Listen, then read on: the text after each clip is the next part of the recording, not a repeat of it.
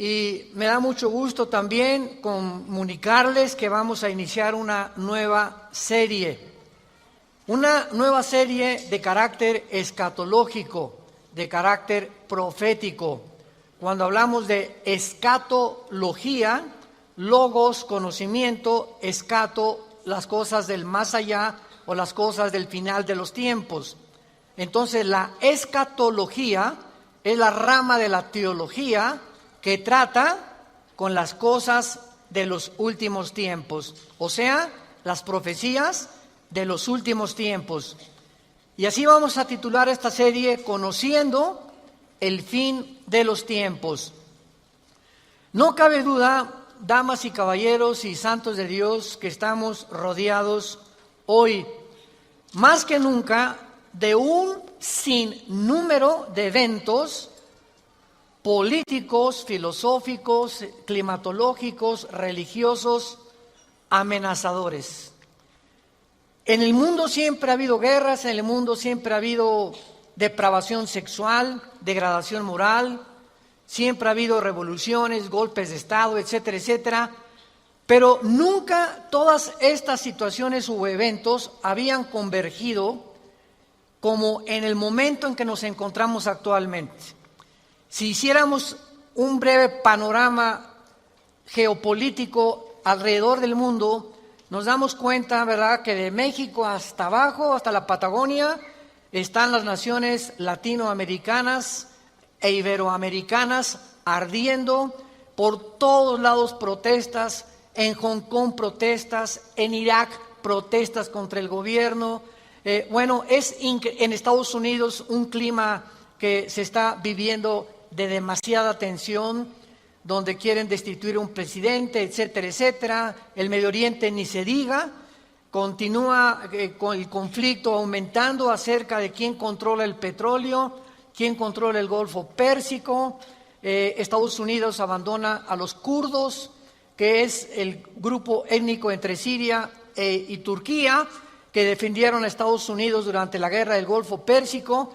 Y vemos un mare magnum en el mundo donde volteamos y estamos preguntándonos, en medio de tantas cosas, ¿quiénes son los buenos y quiénes son los malos? ¿Quién tiene la razón de todo lo que oímos en los periódicos, en la televisión? Unos dicen una cosa, golpe de Estado, no fue golpe de Estado, revolución, no fue revolución, los kurdos esto, Estados Unidos por acá, y estamos en medio de un mundo verdaderamente confundido. Sin embargo, la Biblia nos muestra que nosotros no debemos vivir en confusión.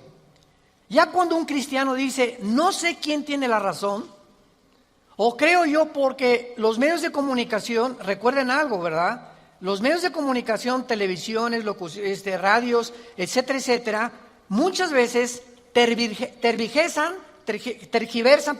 las noticias de tal manera que llegan a manipularnos y hacernos creer lo que ellos creen.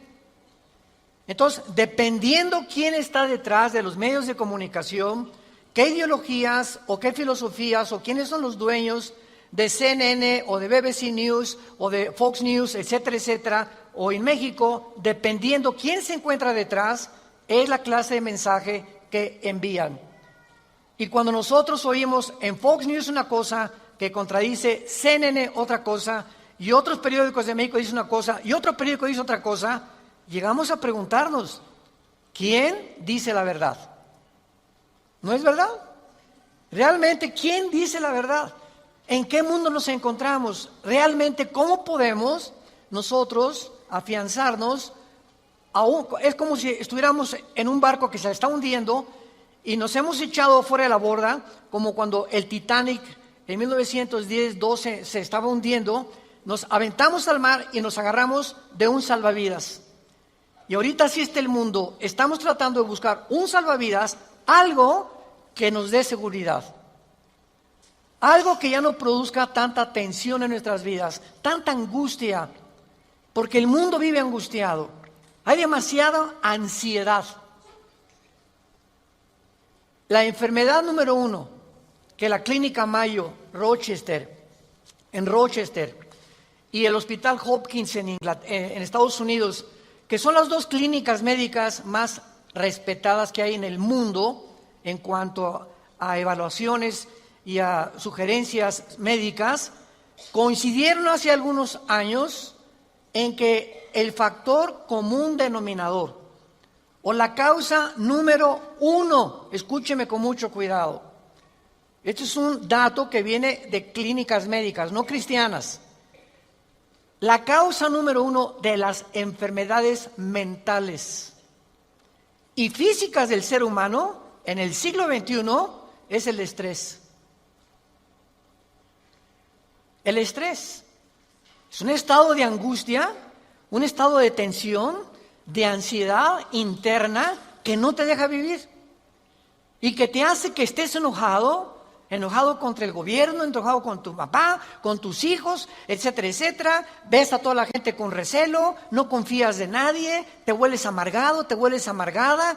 Y es el estado interno al que el ser humano está llegando porque hay demasiados conflictos en el mundo, demasiadas noticias. Estamos oyendo con el iPhone qué pasó en Irak, qué pasó en el Medio Oriente, qué pasó por acá, mis amigos, mis amigas, y llega un momento en que el ser humano ya no tiene paz.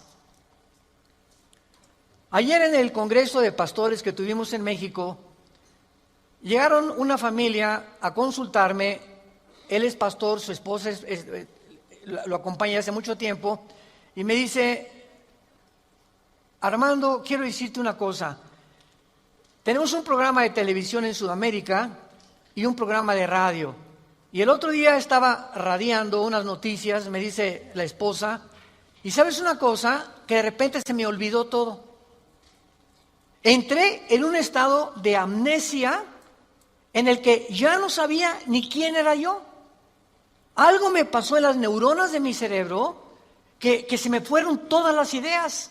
Y duré como 1 o 2 días, mi esposo asustadísimo, ¿qué me habrá pasado? No fue un golpe, no tuve un trauma y se me fueron todas las ideas. Inmediatamente le contesté y le dije: eres una mujer demasiado estresada. Y hay una autora inglesa que les recomiendo, ahorita mi esposa está devorando todos sus libros, que se llama Carolina Leaf, L-E-A-F, Leaf. Esta autora inglesa es neuróloga, pero es cristiana, y está haciendo los últimos descubrimientos del cerebro, de las neuronas, de la manera como afecta el estrés. Y en ese momento, cuando tú estás demasiado estresado y tienes demasiadas presiones, y los niños, y el esposo, y el falta de trabajo, y el buen fin, o lo que tú quieras mencionar, algo le pasa. Las neuronas son interconexiones eléctricas que tenemos, pero millones de células dentro del cerebro, y un solo alambrito por la presión mental, por falta de vacaciones o de que no aprendes a relajar tu mente, etcétera, etcétera, provoca amnesia, provoca enfermedades mentales y puedes llegar inclusive a la locura. Esto es impresionante, porque es como un árbol lo que tenemos aquí adentro. Y ella está descubriendo que cuando tienes pensamientos negativos, las neuronas se unen más rápido. Esto es increíble porque así nos diseñó Dios. Y cuando tenemos pensamientos negativos, las neuronas comienzan a tratar de desconectarse y vienen zonas negras en el cerebro que te impiden pensar coherente y lógicamente. Qué interesante que Filipenses 4:8 diga en la Biblia: en esto pensar todo lo que es bueno, todo lo que es justo, todo lo que es buen hombre, ocupa tu mente pensando cosas positivas. Porque la gente que está continuamente pensando el mal, o qué mal hacer, o estar negando a Dios en su mente, algo afecta las neuronas del cerebro científicamente. Y cuando venimos a la Biblia nos damos cuenta, ¿verdad?, que se están derrumbando todas las ideologías. El comunismo ya no es el comunismo, porque el comunismo que yo practiqué, por ejemplo, ustedes muchos saben que antes de que yo fuera cristiano, fui comunista, fui ateo. A los 12 años me decepcioné de la religión que nos inculcaron y llegué a negar a Dios. Las religiones son un engaño, todas quieren explotar a la gente. Estos eran mis pensamientos. Tenía el Che Guevara arriba de mi cuarto con un póster inmenso de él, y Marx y Engels y Lenin, etcétera, etcétera. Y para mí ese era mi mundo y era lo que yo creía era la respuesta, un sistema ideológico para poder cambiar la sociedad. Sin embargo, cuando descubrí, ¿verdad?, que este sistema era completamente contradictorio, como se demostró en 1990, que cayó el comunismo en Europa, cuando Mikhail Gorbachev confesó que era una ideología. Para que seas comunista, número 1, tienes que ser ateo. Escúchame con mucho cuidado.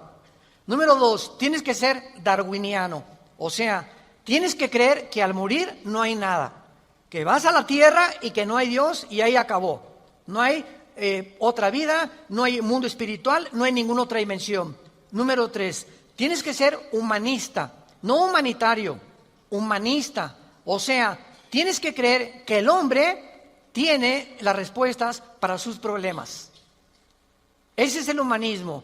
Cuando creemos que nosotros podemos resolver la pobreza, las injusticias, etcétera, etcétera.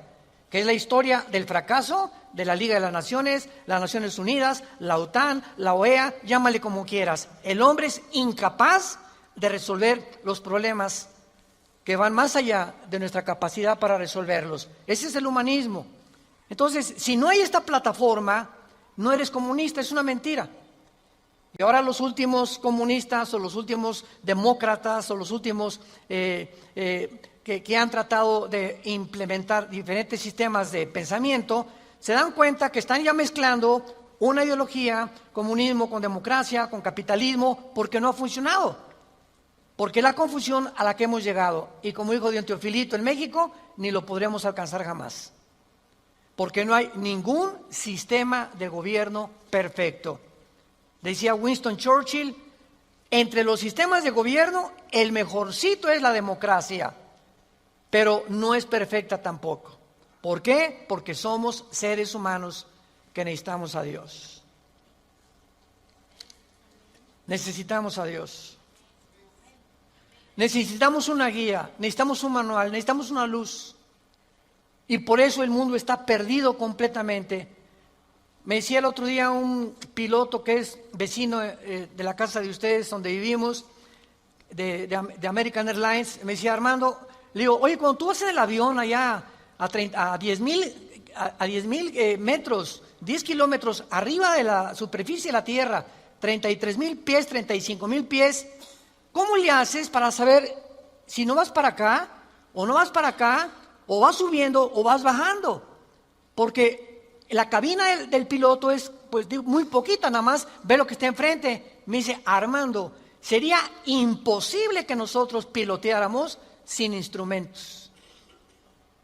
Los instrumentos nos muestran claramente la dirección que vamos a llevar, a qué altura estamos, etcétera, etcétera. Sin instrumentos, un capitán de un barco en medio del océano no sabría cuál es el norte, el sur o a dónde irse si no tuviera una brújula. Y así nosotros no sabemos a dónde ir si no tenemos instrumentos, si no tenemos un mapa que nos ha dejado Dios, que se llama las Sagradas Escrituras. Y haríamos bien en estar atentos a este libro como una antorcha que alumbra en lugar oscuro, hasta que el lucero de la mañana salga en nuestros corazones. Vamos pues a abordar este tema y esta serie, porque ante todos los eventos que está el mundo atravesando actualmente, que amenazan nuestra tranquilidad, nuestra familia, nuestro futuro, provocan ansiedad, angustia. ¿Qué pasa si pierdo el trabajo? ¿Qué pasa si el peso pierde más valor ante el dólar? Si cae el petróleo, si viene un gobierno en México, o si viene una guerra nuclear. Todas estas cosas producen ansiedad, producen incertidumbre, producen intranquilidad. Y Dios no quiere que vivamos así. Dios quiere que en medio de este mundo tengamos una esperanza, tengamos una seguridad de que las cosas van a mejorar. Que lo mejor de nosotros está por delante. Y que aunque el mundo sea cubierto de tinieblas, en nosotros debe haber luz.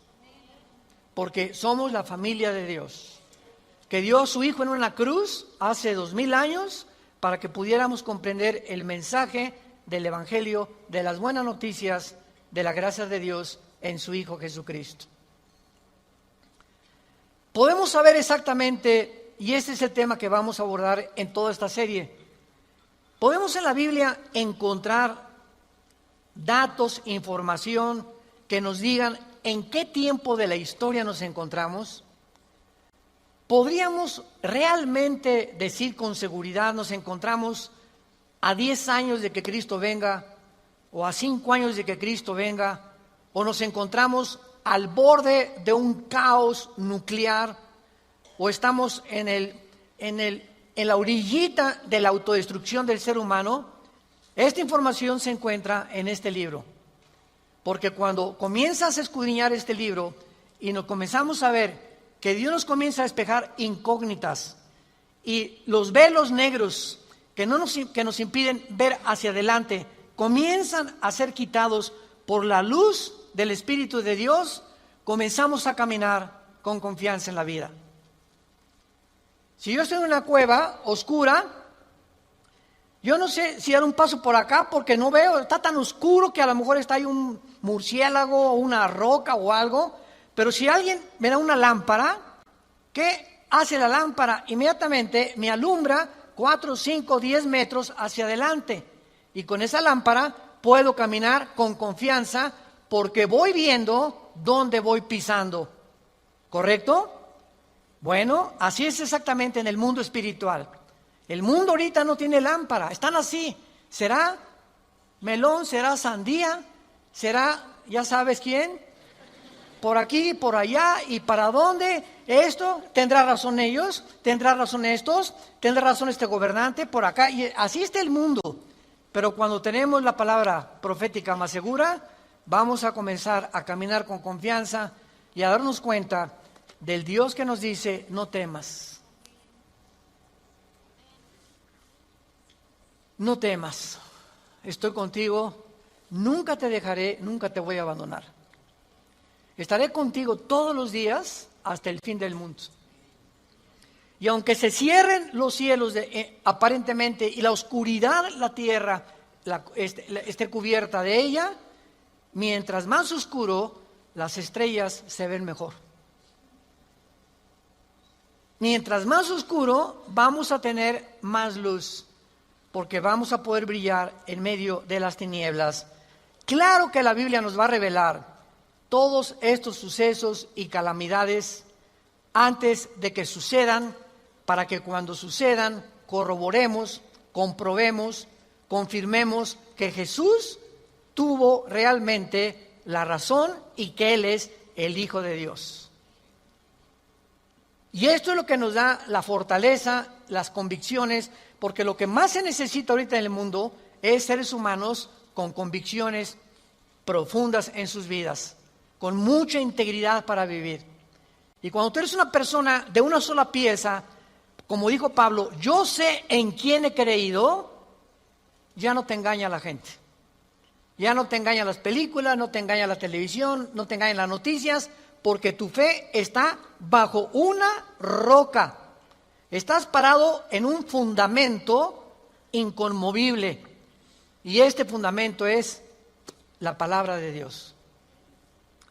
Vayamos a ver algunos pasajes. En primer lugar, en el capítulo 46 del libro de Isaías.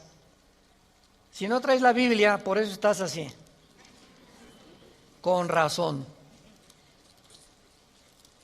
En Isaías capítulo 46, versículo del 9 al 10, veamos algunas respuestas anticipadas que este profeta hace 2700 años escribió.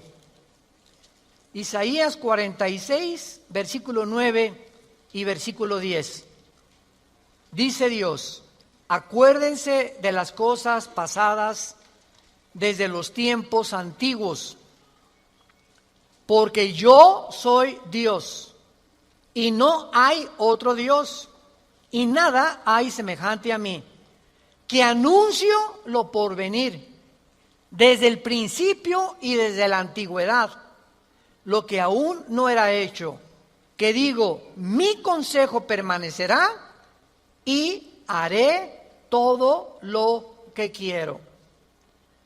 En este pasaje Dios claramente nos muestra que Él va a demostrar, el Dios de la Biblia, que Él es Dios.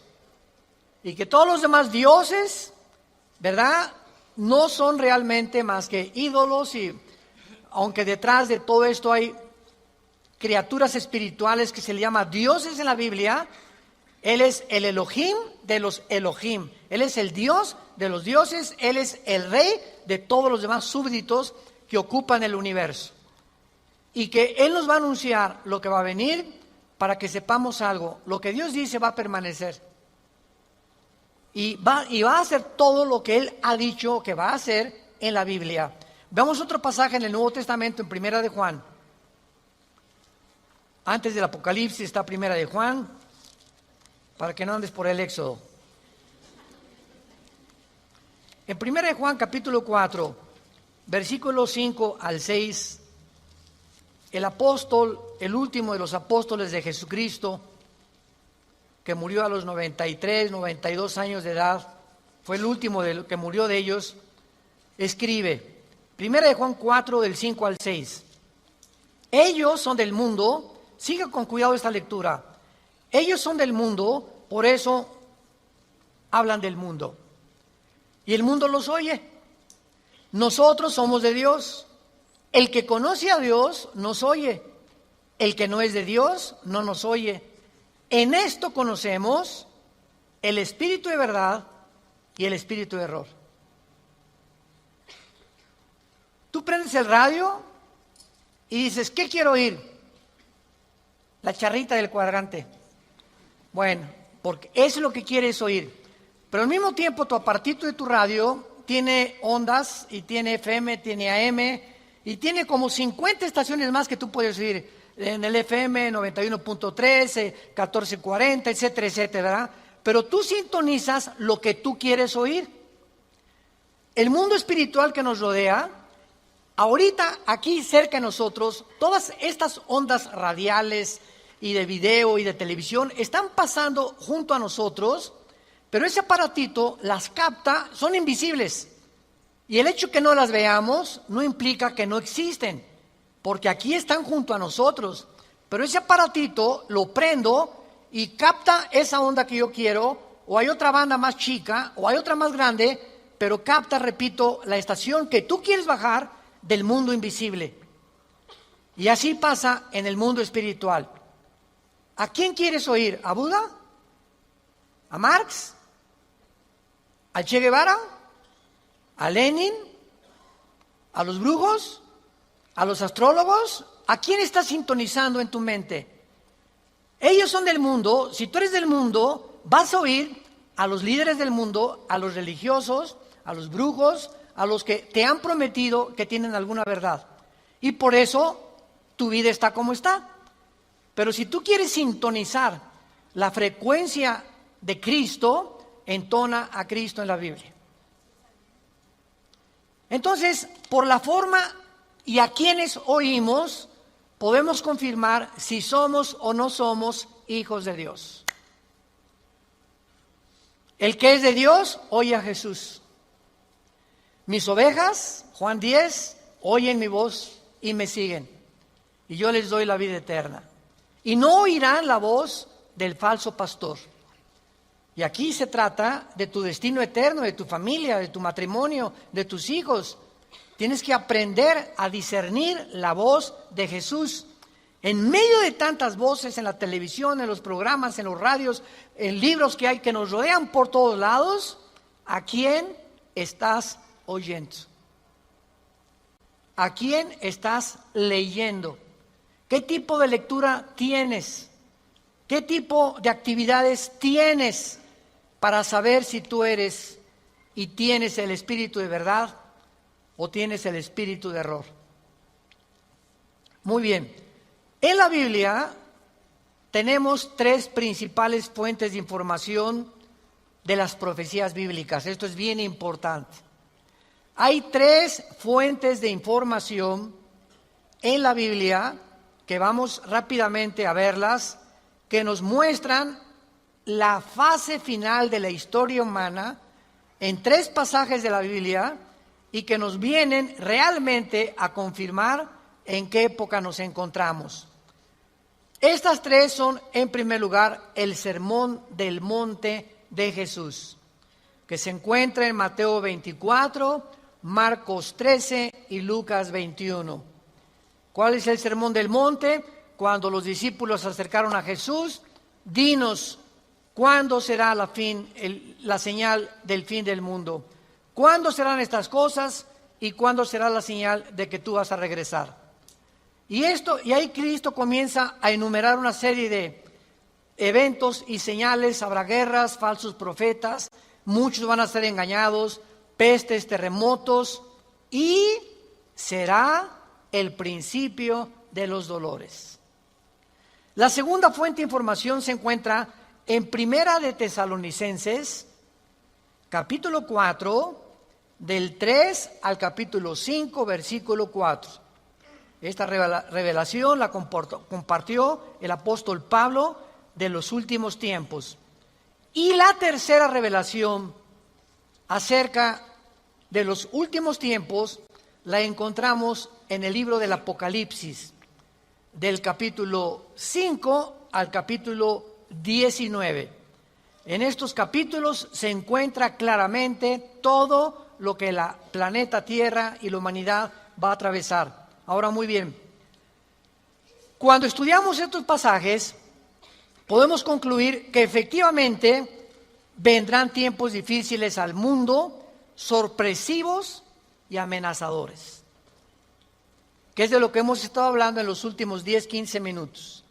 Nadie puede negar que vivimos en un mundo conflictivo, amenazador, que ha llenado al mundo, a los seres humanos, de ansiedad, de intranquilidad, de falta de paz, de suicidios, de mejor me quito la vida, o me emborracho, o me drogo. ¿Por qué los jóvenes se drogan?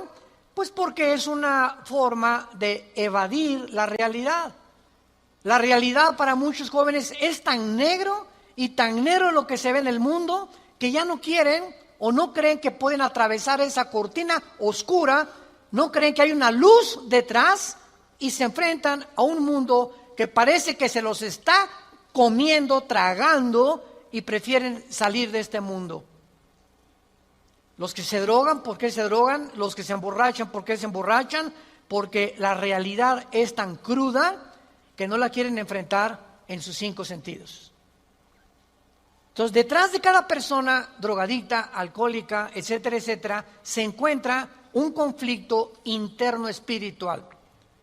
Porque como en el área forense, cuando tú estudias, yo recuerdo que hubo una época en mi vida que comencé a estudiar criminología, dactiloscopía y balística. Quería ser detective, imagínense. Siempre me ha gustado la investigación. Y me dio unos meses por meterme y compré libros, etcétera, etcétera. Y siempre cuando en esa área te involucras, los detectives o los investigadores siempre están buscando el motivo por el cual alguien le quitó la vida a la otra persona. Porque siempre hay un motivo del que cometió fraude, el motivo de por qué mató a su mamá, el motivo por qué abandonó a su esposa. Siempre detrás de cada acción hay un motivo. Y cuando descubrimos el motivo, nos ayuda a poder tener una pieza del rompecabezas más clara para poder averiguar o decidir quién fue el asesino o quién fue el ladrón o quién se encuentra detrás de eso. Y cuando nosotros vemos esto, ¿verdad?, que el motivo por el cual la gente hace lo que hace en el mundo, nos damos cuenta que el mundo está espiritualmente muriéndose. Y nosotros tenemos la medicina. Qué triste que tengas compañeros en tu escuela que estén tan confundidos, que no les has hablado jamás de Cristo, que tengas amigos que haces negocios con ellos, que tengas un taller de carpintería, de plomería, o eres mecánico o abogado en tu bufete o un médico, y la gente a tu alrededor, vemos a la gente, caras vemos y están llorando por dentro, están deshechos por dentro. Que si esa hermanita, la enfermera que diga, ay hermanita doctora, ¿cómo está? Muy buenos días, ¿verdad? Y te encierras con ella y te pones enfrente de ella, te puedo olvidar, se quitan esa máscara que están usando y caen en una expresión de llanto, de angustia que están escondiendo, poniéndose una máscara de aparente felicidad. Y así las personas que tú ves, no es cierto que son lo que estás viendo. Detrás de cada persona se encuentra un drama. Se encuentran problemas más allá de lo que podemos imaginarnos. Así que nosotros tenemos la respuesta y la medicina, qué estamos haciendo con ella, y vamos a dar cuentas en la otra vida de todas las cosas que nunca cumplimos en la palabra de Dios al compartir el mensaje de Jesucristo.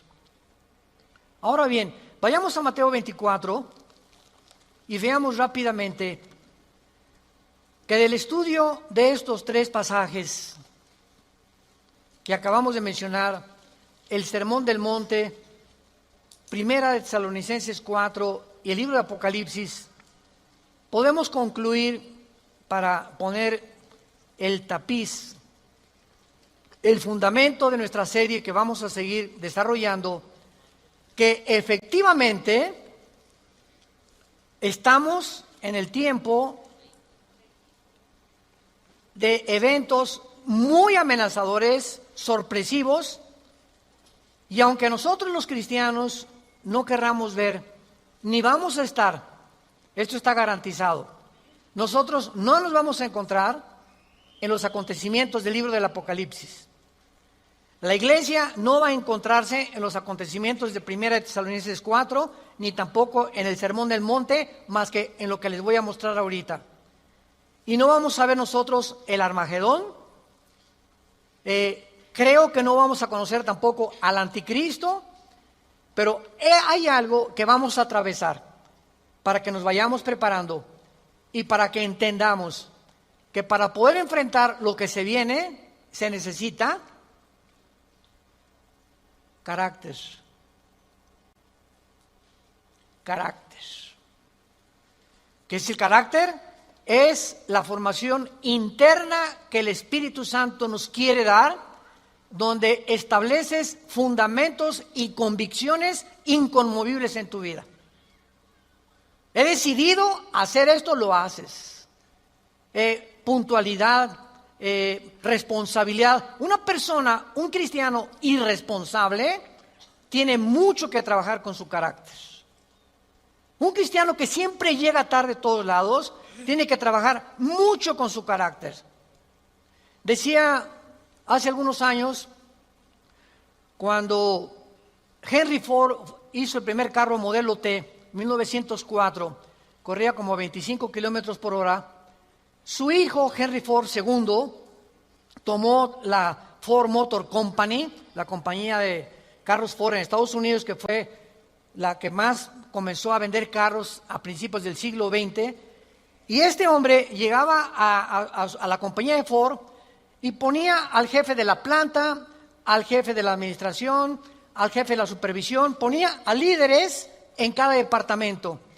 Y él llegaba cada 2 o 3 meses, y si ese líder no hacía que funcionara la planta que él le había dado, lo corría. Dice, un líder, decía Henry Ford II, es la persona que hace que las cosas sucedan. Y si tú estás al frente de una responsabilidad y no cambias la situación, o no cambias la manera de pensar de los hombres o de tus soldados que tienes bajo tu responsabilidad, tú no eres líder. Entonces, qué importante es que la Biblia dice que todos nosotros debemos ser líderes. Y si somos líderes, tenemos que hacer cambiar las cosas de alguna manera. Vas a hacer cambiar a tu amigo, y vas a hacer cambiar a tu amiga, y vas a hacer cambiar a tus amigos de la escuela, hasta a tus maestros los vas a confrontar algún día. Discúlpeme, maestro, con el respeto que se merece, no venimos del chango. La evolución es una teoría que está completamente destituida desde que descubrieron el ADN en 1954. Por favor, actualícese más, maestro. Entonces, cuando comenzamos a entender eso, es cuando comenzamos a comprender que este mundo, dice la Biblia, la mayoría serán engañados. Los mismos escogidos serán engañados, porque hay millones de cristianos sin carácter, flojos, irresponsables, impuntuales, sin falta de integridad. A nadie le hablan de Cristo, no comparten las buenas nuevas, no tienen convicciones profundas que los hacen ser gigantes, guerreros de Dios. Dice Mateo capítulo 24 en el Sermón del Monte el Señor Jesucristo, porque se acercan los discípulos para hacerle preguntas, versículo 3, Señor, dinos, vean las 3 preguntas que le hacen hace 2000 años. 1, ¿cuándo serán estas cosas? Querían saber el tiempo los discípulos.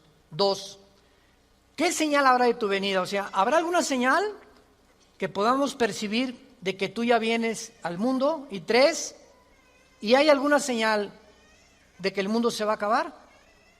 De estas 3 preguntas, Cristo comienza a contestar algunas. Por ejemplo, la señal de su venida está hasta el versículo 29 y 30, cuando el sol se oscurecerá, la luna se pondrá, etcétera, etcétera, y esa es la señal de la venida de Cristo, que no vamos a estar aquí nosotros, porque primero es el arrebatamiento, y van a pasar 7 años de la tribulación, y viene Jesucristo en la segunda venida, y los que estén en la segunda venida, que se hayan convertido en la persecución del anticristo, van a saber que cuando vengan estas señales cósmicas en el cielo, Cristo aparecerá en las nubes junto con nosotros, porque regresaremos con Él. Pero lo que me interesa compartirles es el versículo 6 en adelante, que es lo que nos atañe a la generación que estamos viviendo. Oirán de guerras y rumores de guerras. Miren que no se turben, porque es necesario que todo esto acontezca, pero aún no es el fin. Porque se levantará nación contra nación y reino contra reino, y habrá pestes y hambres y terremotos en diferentes lugares. Muy bien, si leemos solamente el versículo 6, oirán de guerras y rumores de guerras, toda la historia han sido esto, ¿no es verdad? Desde que Caín asesinó a Abel, que Caín asesinó a su hermano Abel, toda la historia, de acuerdo, lo quieres apuntar, al Instituto para la Investigación para la Paz, en Suecia, Estocolmo, dictaminaron que de los 6,000 años aproximadamente de historia que tenemos, de 6,000 años, solamente ha habido 25 años de paz. La historia humana es una historia de guerras, guerras, guerras, guerras, guerras, guerras. En 6,000 años, 25 años de paz. O sea, siempre ha habido conflictos, revoluciones, golpes de Estado. Es la historia de nosotros. Pero entonces ahí podríamos quedar confundidos. Oye, Señor, ¿de qué estás hablando? Siempre ha habido guerras. Versículo 7, Él lo explica. Porque se levantará nación contra nación y reino contra reino. Esto, una guerra mundial, una guerra de carácter internacional, donde se involucraron 3 o 4 naciones contra 3 o 4 o 5 naciones, nunca sucedió hasta 1910, la Primera Guerra Mundial. Ahí fue la primera vez en la historia que sucede una guerra de carácter internacional a través de toda la historia. Y casi 30 años después, la Segunda Guerra Mundial. Entonces, con esto nos situamos nosotros en una plataforma bastante sólida y podemos entender que cuando Jesús dice, se levantará nación contra nación y reino contra reino, y habrá pestes, porque las guerras producen pestes, plagas, ¿verdad? Enfermedades, calenturas, hambres, terremotos. Señor, siempre ha habido terremotos, ok, claro, siempre ha habido terremotos, pero de acuerdo al Instituto Sismológico de Boulder, Colorado, que es uno de los institutos más prestigiados en el mundo para detectar terremotos, desde 1976 hasta el 2010 han aumentado 70% los terremotos en el mundo. 70% han aumentado. Es a lo que Cristo está diciendo, que iban a aumentar cada vez más los terremotos, etcétera, etcétera. Versículo 8. Y todo esto, aquí es donde nos encontramos ahorita. Nos encontramos en el principio de los dolores. Nos encontramos en un mundo donde el matrimonio ya está dejando de existir. En un mundo donde el ser humano está contagiado e infectado filosófica, religiosa, política, económicamente. Unos voltean por acá, ¿dónde estará la solución? Voltean a sus ídolos, otros consultan muertos, otros consultan espíritus, otros, etcétera, etcétera. Es impresionante a donde el mundo se encuentra actualmente. Impresionante. Y esto es precisamente lo que Jesucristo nos quería decir para que estemos preparados. Ahora, muy bien, después de estos principios de dolores, nos vamos. Adiós, mundo cruel. Adiós, mi perro fido, adiós, mundo cruel. Ya nunca te veré.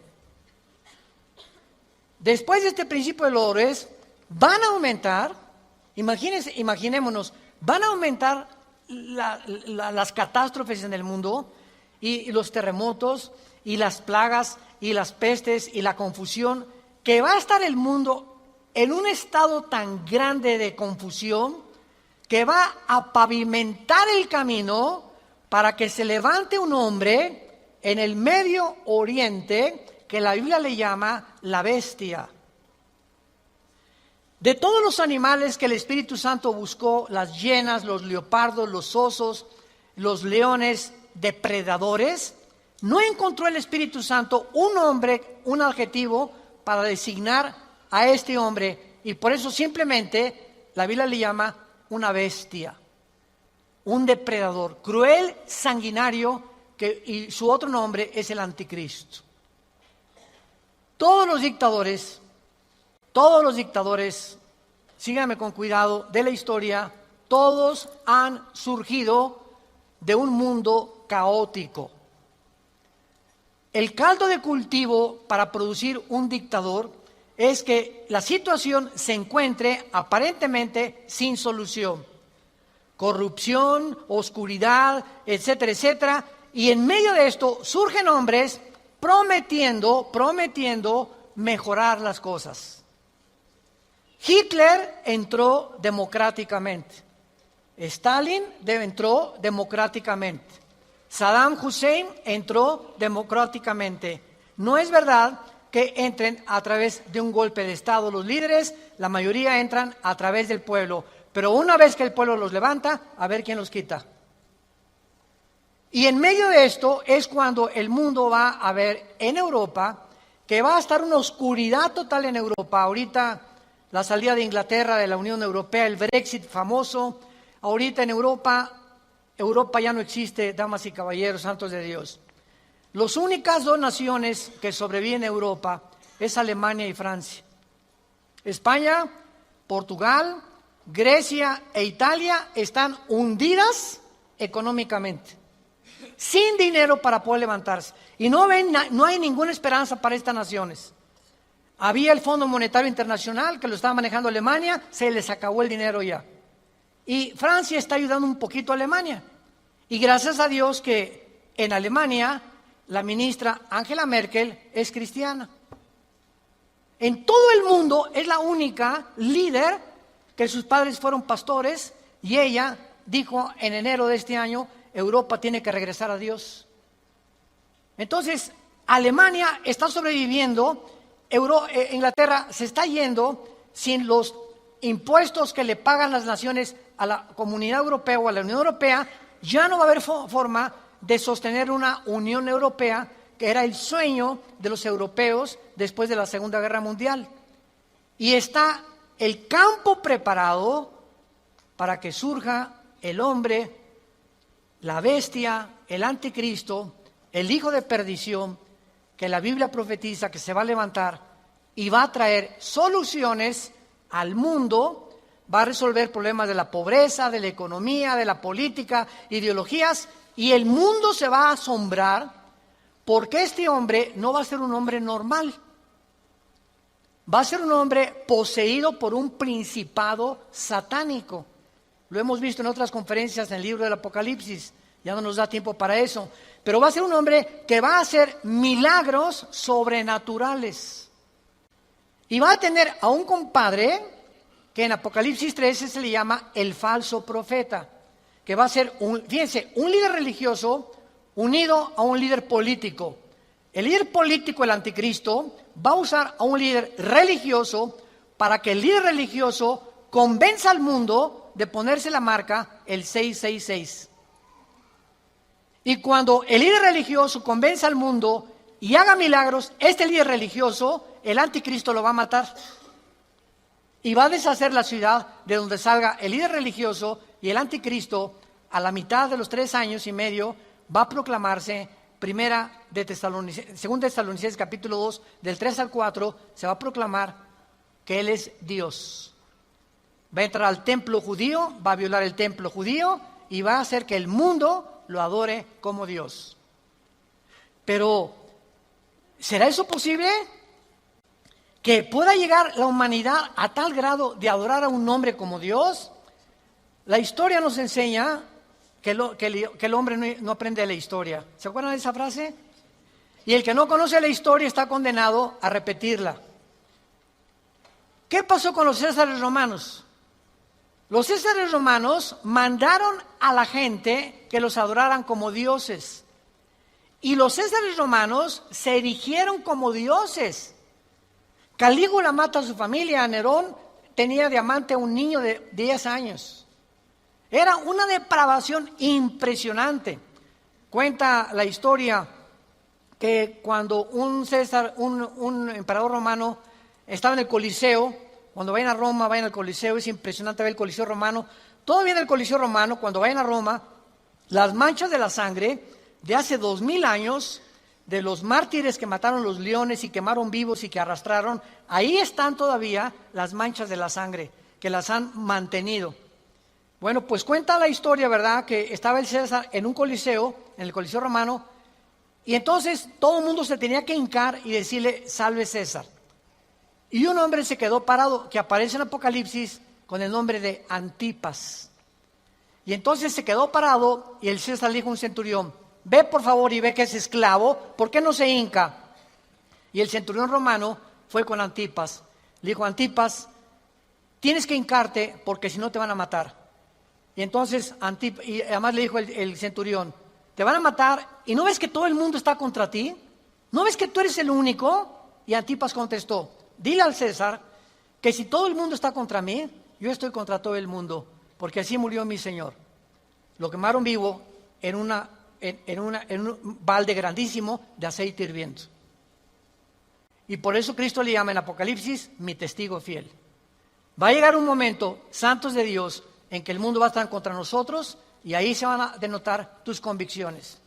Y si tus amigos están contra ti y tu familia está contra ti y el mundo está contra ti, nosotros estamos en contra de ellos. Porque nuestra fidelidad es al Hijo de Dios por los siglos de los siglos. Te damos gracias, Señor, por tu palabra.